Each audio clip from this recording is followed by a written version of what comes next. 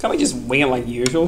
Wing what like usual? We're always winging it. Yeah, well, we usually just wing this program as much as we want. You know, like a couple of buffalo wings together, stuck together. I was thinking aeroplane wings. Really? Oh, Yeah. I thought buffalo wings because, you know, No, they're but not actually like wings. In midair, the plane flying along, you rip the wings off.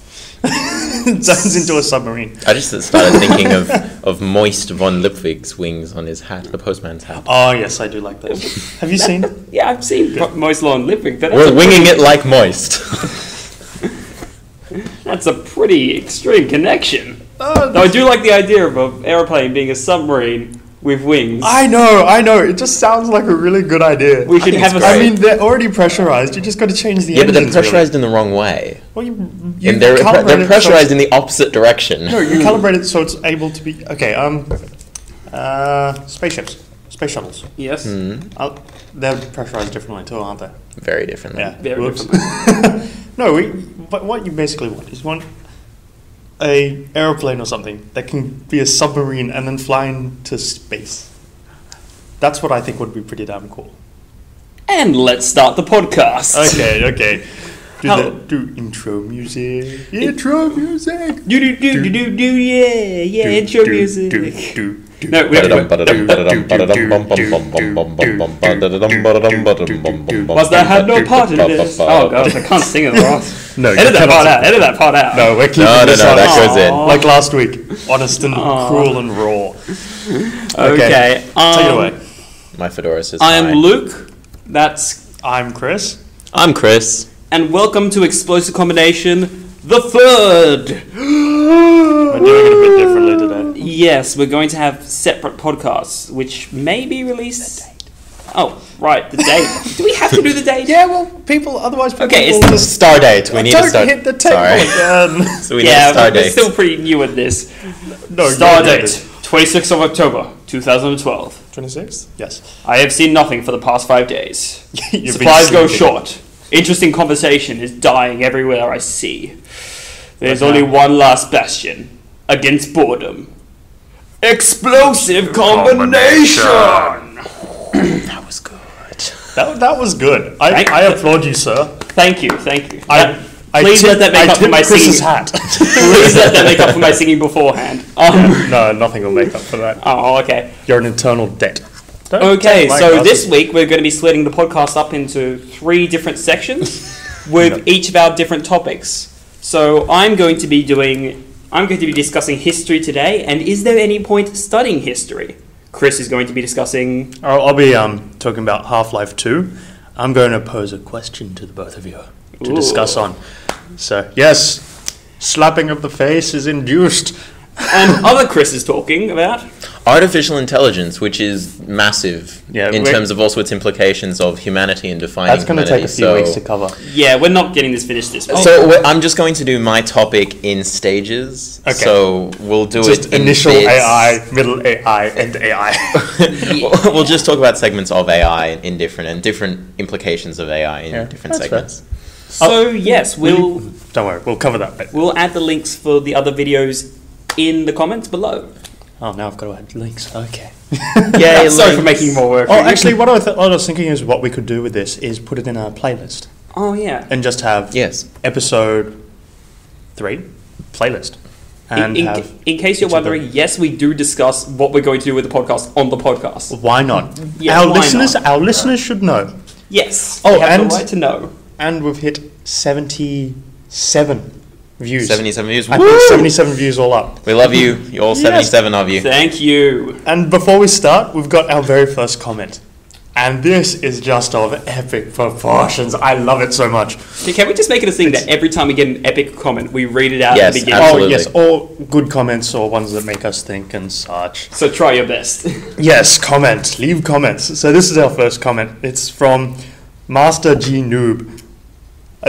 Yep, that's right. One word. And this is what he's left for us on our last video episode. On our first one. No, On our second on one. our second video. On our second one. So this is what he Made it says. through all the way. Yay! Yeah, I'm surprised. From the multiverse to the Black Death, and a guy who performs Hamlet only using his shoe. This podcast has something for anyone and nothing for everyone else. A roller coaster ride of mayhem and destruction. I only hope that more people have the joy of running screaming from their computers as they listen to this. Thank you very much, Master G. No. Yes, we need to frame this comment. We will frame this comment and we will put it up. Yes. Yes, we are. Oh, yes. Not only is it our first comment, it is of epic proportions. It's a good one. I love it. It's okay. Now, unfortunately, didn't leave a question. Yes, once again, topics you can discuss. Yeah, any questions, any topics you discuss, it makes our job a lot cheesier. Please. Cheesier. It makes our job a lot cheesier. I was going to say easier, but cheesier works as well. Cheesier. Okay, now I might as well start us off. I want to pose a question to you guys. Oh wait, who's going first? Are you going first? I'm going first. You're going first. Okay, then I want to pose a question to you guys. What do you think is the point of studying ancient history in the modern day? Well, okay, studying ancient history. I think it's absolutely necessary. First of all, because we need to learn from the people before us. We need to understand what's going on. We need to learn from our mistakes. They say that one of the greatest... You kicked me. Sorry. One of the greatest wrongs is repeating the past.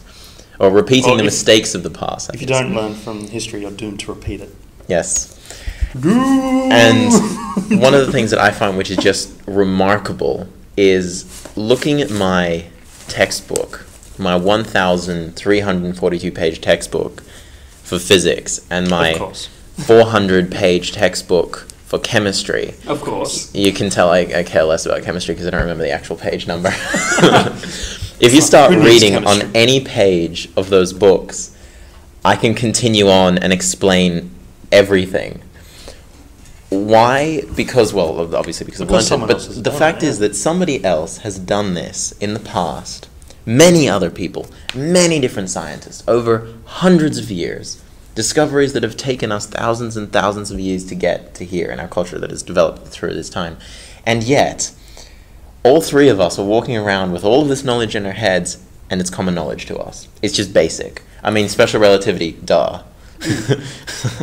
For some. For us three, I'm saying. Yeah. I had to teach my neighbor special relativity.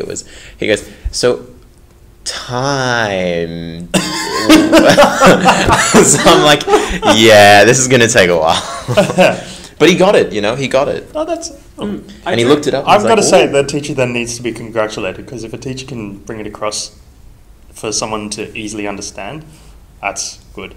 Thank you. I do think that learning from the past is important, though there are some points where I disagree, because, these days we have lots of studies, going on sometimes, like, I would say are fairly useless, because it's just like, we're studying which part of Pompeii was buried before the other, which is kind of like, there's not that much point in that. I'm saying there's not that much general application. Yes, I do agree that the learnings of science and math must be retained.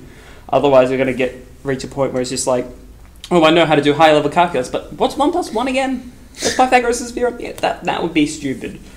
But there are some studies, like, the studying of pretty much ancient culture that doesn't have that much relevance to today. Do you think that should still go on? Absolutely. I think it should go on as well. Because our culture is built on the cultures of the past, of the learnings that we have of the past. And the ones that we are discovering are our badly recorded heritage. They're our history. History, of course. It's our history, and it is important to find out... it's important to find out what they did wrong, so that we can figure out what to do right. Clearly. But also, there's just a matter of kind of interest. Yeah. As in, how did they do things? What was their culture like? For example, in Pompeii, they had very, very different attitudes between, in relationships of men and women, which is intriguing. And they're somewhat disturbing. So, and that's interesting to compare it to our society nowadays, and we can... Also to understand other cultures, I think, because each culture has their own history. And for us to, each culture to get along, it's good to understand where their mindset came from. Also, this kind of relates back to last week's podcast, how we were talking about what should be the human race should be judged on either the technology advancements or culture. And this kind of relates to our culture argument, leaving what we leave behind. But for the human race, seeing as it is our history, we can learn from it. We should learn from it. Otherwise, we'll just be doomed to repeat it. Yeah. I do think it's interesting that we're currently living in an age where pretty much none of the current knowledge that we have will be lost to us. Because now that everything's digital, pretty much there's fairly permanent digital footprint online. And, the current advancements of these days, I'm saying, no one here forgets World War II, do they? No. And no one ever will. No one forgets World War I. Though, back in ancient times, it was quite common to forget past wars if they'd happened quite a while ago. So, 100 years after a war, they may not really have remembered it, except for some fairly obscure books. So I think it's kind of interesting that these days, pretty much most of modern society is going to be ingrained into our heads and just into our culture as a general. Yes, Chris, that's my book. I'm still... It's one of the ones on my reading list. It's one of the ones that is now on your reading list. I love how this intense discussion can get disturbed by one person bringing out a book. I was actually just trying to get to my water bottle. It's a cool book. It actually is quite a cool book. The book we're looking at is called Leviathan by Scott Westerfeld. It's a steampunk. Yeah. Kind of set in steampunk. I'm finding it enjoyable. It's not as engaging as I was hoping it would be. I'll probably read the rest of the Engaging series. in what respect? Emotional. I suppose, yeah. I like the characters, but it's just not. It hasn't got its hooks in me. I can easily put it down and walk away and forget about it. But I like to read, so I'm keeping reading with it. And I mean, I didn't like the Hunger Games, but I still read them all. I read one. No, I like to see things through to the end, so I'll probably see the series through to the end. It is enjoyable, but it doesn't grip me. Like, say... Yes, I can't escape its grasp. No, I like... what's his name? I've forgotten his name. He wrote Ice Station. Oh, Matthew Riley. Matthew Riley, thank you. His ones really were, I found, really gripping. I actually think they're kind of the novel equivalent of an action film. Oh, yes, by far. But his ones are really gripping. This one I don't find as gripping. So, sorry to throw this in. But is it a good book? Review. I enjoy it, yeah. Okay. I would recommend it. It's light reading. I'm pretty much... I've nearly finished it. Oh my goodness. I haven't been reading it that long and I've nearly finished it. Spontaneous review. Yes, spontaneous book review. So all right, I'm sorry we went on this unusual tangent. Well, I've forgotten my point, but what were you I'm talking about history. The modern history. Though there are still some points of the past, which I think, having a general idea of how their culture and society worked is a good idea, but some of the specifics seem, oddly... A little redundant? Yeah, a bit redundant. Like, sure, knowing how the Spartan education system worked is a good thing because, that's actually really interesting. Well, who knows what we might find useful. Yeah, but knowing that Spartans, say, only ever braided their hair before they went to battle, it's kind of like, sure, that's interesting, but is there that much point? Well, it could then It's a nuance of culture. Cultures are very interesting, especially the nuances. And then you can see when the battles took place from certain records. Sure. I don't know. We'll check the braiding records. I'd just love it if I wonder if they had braiding records. I'd just love it if we discovered an ancient Spartan's diary. Day 35, Priscilla did my hair, looks fabulous, gonna go slaughtering the Athenians. Biggest bogan in Spartan. Well, okay, look, this is what I wanted to say. This is my point. Yeah. For example, Spartans only braided their hair before they went to battle. Another example, this half of Pompeii was buried before the other half. Facts like that aren't necessarily the primary facts that people have gone to go and find. What people are doing is that they find this as a peripheral thing. So they're searching for something else, and then they discover this as well. For example, the fact that half of Pompeii was buried before the other half, that may not have been the intention of the research. The intention of the research may just have been to find out how Pompeii was buried, sort of what the flow was. And then in the process of finding that, they discovered that this happened. So for example, in terms of the braiding hair, perhaps they were looking through some records that they kept. They were looking through hairstyles, or maybe they found I don't know if they had just research for movies or something. Most Something likely like where that, they would have found it would be other armies' records of Sparta. Because just an interesting side note, Sparta was notorious for actually not keeping many records of itself. So most of the knowledge we have about Sparta actually comes from outside of Sparta. And many people say this is because Sparta was a warrior nation, which, didn't have time for culture and that kind of stuff. Though, when you look kind of closely into it, there's actually some really interesting things you can find, especially about the Spartan myth. Because, Sparta today is associated with ancient world manliness and toughness. I'm pretty sure most people have seen the film 300 by now. Yeah. Which is horrible. I don't find it that bad. I found it horrible. The kind of ancient historian inside of me is just like, what is this? This is so wrong. It wasn't supposed to be historically accurate, though. It was supposed to be a fantasy film. It was basically a fantasy film built around an event that took place. That was also very much the event itself became a bit of a legend. Yeah. Another reason why we keep such detailed records of history is just because it interests people. I mean, why we read books of fiction? I mean, they're just made-up stories. They have no real relevance to the real world. Well, some have deeper meanings and stuff, but screw those books. Yeah, stuff deeper meaning. English all over again. Cloud Street.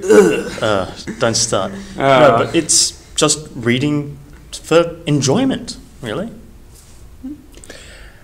Another thing about our records nowadays, and the reason that the things that we have now are very unlikely to be forgotten, is because not only is our information digitized and stored very carefully, and now that we have the capability to store massive amounts of information, it is also that the information that we have is distributed hugely and widely among millions of people.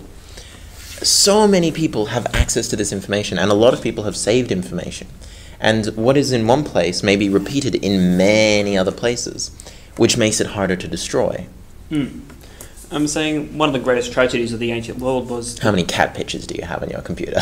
That's how they'll remember us, by how many cat pictures. The era of cat pictures. Yeah. Oh, the era of the internet. Cats were worshipped as gods in this society.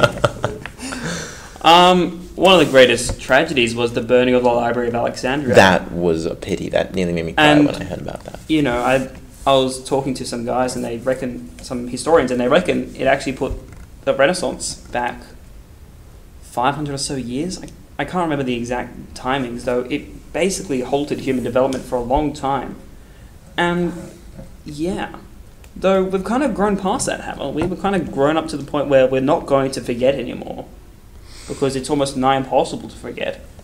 No, now we're entering the era of decadence, where we can kind of afford to let people say what they want. So we have a lot of people who are going, oh, science is evil. Science is bloody brilliant. Science is the pursuit of truth. No, science is evil and they're lying to us. Which is really kind of annoying because... What's that?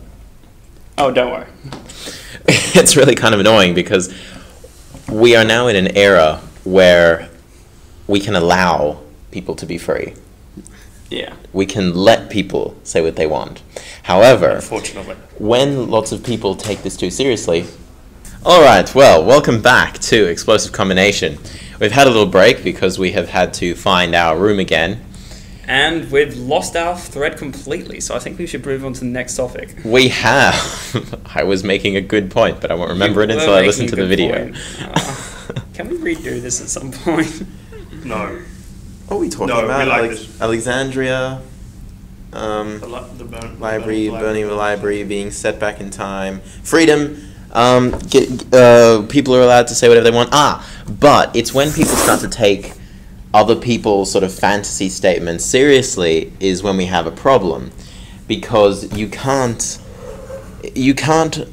say to them, look, you're an idiot, you need to stop, because that does in fact infringe on their right to freedom of speech. However, you can say, which is what more people need to be saying, by the way, everybody who isn't this person, they're an idiot, and they don't know what they're talking about. For example, science is science. Get over it. We like science. Science is not something that you can like or hate. It just is. Science just is. It is the truth of reality. There's no if, buts, or maybes about this. I still like it. You like the pursuit of science. Yes. Science itself is not something you can like. Not really. I like gravity. I like gravity too. I also dislike gravity. And friction. Damn you, friction! Oh, friction. Actually, I quite like friction, though I do hate gravity. I like friction. I like gravity too. Has this just devolved into us saying that we like various laws I like stuff. Newtonian mechanics? Alright, well, what's our next topic? One thing before we move on. Alright. This is one of my major gripes. Yes. Right. What I absolutely hate is centrifugal force. I'm sorry, but that's not a thing. Precisely. Exactly! Oh dear. It's the name they give to a force when, say, you're in a car, it goes around a corner, and you're pushed to the outside. You are not moving to the outside. The car is moving relative to you. It is inertia. Inertia, damn it! It just pisses me off so much. It's bad. It's really bad form. I know, and so many people get it wrong. It's just people don't recognize it's inertia. And they say, oh, it's a new force, we'll call it centrifugal force. There is, however, centripetal force. Yes, but that's a different force. That's a completely different force, yes. It's a force acting in the opposite direction of what people would call centrifugal force. I think centrifugal force just exists so that those who don't have that much of an understanding of science can actually describe what's happening to them. I know it's wrong. People, but not everything has to be right. Yes, it does. If you can't do something, then you don't need to cover it up in a way.